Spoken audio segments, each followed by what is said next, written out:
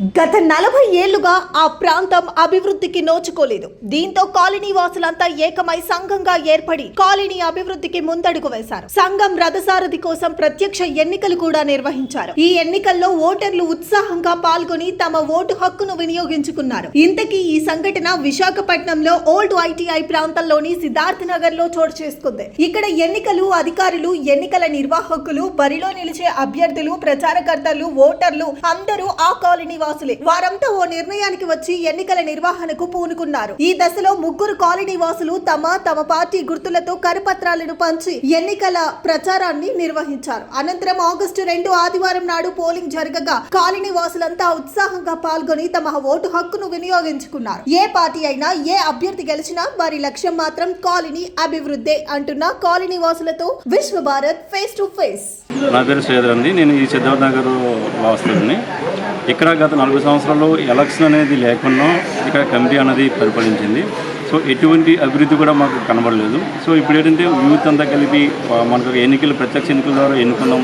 అన్ని ప్రాంతాల్లో అభివృద్ధి చెందుతుంది. ఇక్కడ కూడా అభివృద్ధి చెందాలి. ఇక్కడ కూడా మనకి అనేక అసాంఘిక కార్యక్రమాలు కూడా జరుగుతాయి. అంటే బయట నుంచి ఎవరు వ్యక్తులు వచ్చి ఇక్కడ కూడా చేయడం జరుగుతుంది.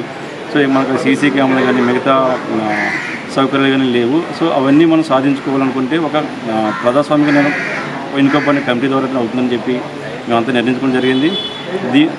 దానికి నేను ఒక ఎలక్షన్ కమిటీగా ఏర్పడి, ఒక కమిషనర్గా ఏర్పడి మొత్తం అందరినీ ఒక కోఆర్డినేట్ చేసి ఈ ఎలక్షన్ అనేది అందరి సహకారంతో మేము నిర్వహిస్తున్నాము. దీనికి మా ప్రాంత ప్రజలు కానీ మిగతా అందరు కానీ, అలాగే మన ఎంఆర్ఓ గారిని కలవడం జరిగింది, వీఆర్ఓ గారిని కలవడం జరిగింది, అలాగే మన పోలీస్ స్టేషన్ కూడా కలవడం జరిగింది. సో అందరి సహకారం మాకు బాగా ఉంది.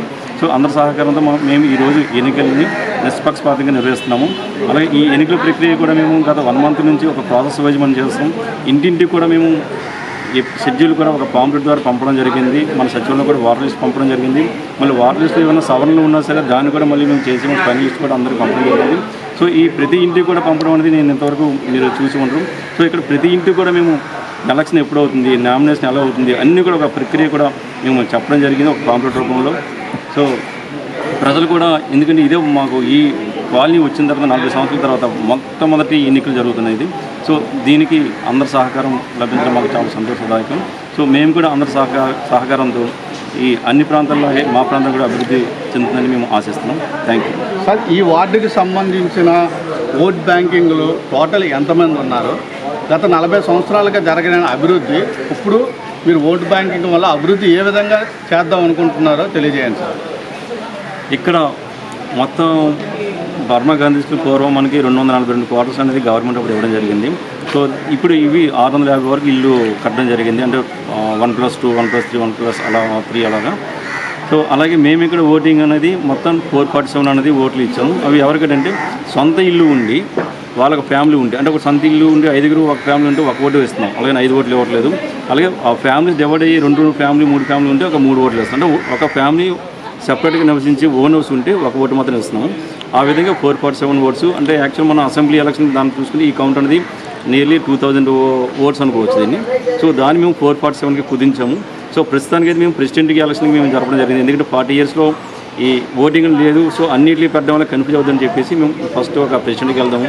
నెక్స్ట్ టర్మ్ అంటే 2 years తర్వాత నెక్స్ట్ టర్మ్ మళ్ళీ మొత్తం బాడీకి కూడా ఎలక్షన్ జరిపేదాన్ని ప్లానింగ్లో ఉన్నాము. సో అభివృద్ధి అంటారు ఇప్పుడు మాకు సీసీ క్యామ్స్ ఏంటంటే మన అందరి సహకారంతో.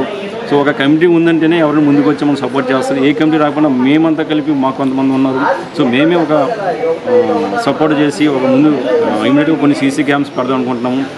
కొన్ని ఏరియాలో ఒక పార్క్ కానీ ఎక్కడైతే మాకు బ్లాక్ స్పాట్స్ ఉన్నాయో ఆ ఏరియాలో ఫస్ట్గా మేము సీసీ క్యామ్స్ పెడదామని చూస్తున్నాం.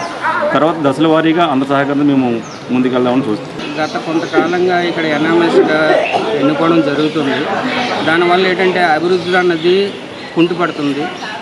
ప్రస్తుతం అందరూ కూడా చదువుకున్న వాళ్ళు చాలా అధికంగా ఉన్నారు. దాన్ని బట్టి ఓటింగ్ ద్వారా ఎన్నుకోవడం మంచిదనేసి మా అభిప్రాయంతో మొత్తం గ్రామంలో ఉన్న అందరూ కూడా ఒకే మాటతో ఈ ఎలక్షన్ అనేది పెట్టుకోవడం జరుగుతుంది. దీనివల్ల ఏమిటంటే భవిష్యత్తులోనే అందరికి కూడా మంచి జరుగుతుందని, అలాగే ప్రశాంతతకు తోడ్పడుతుందనేసి మేము కోరుకుంటున్నాం.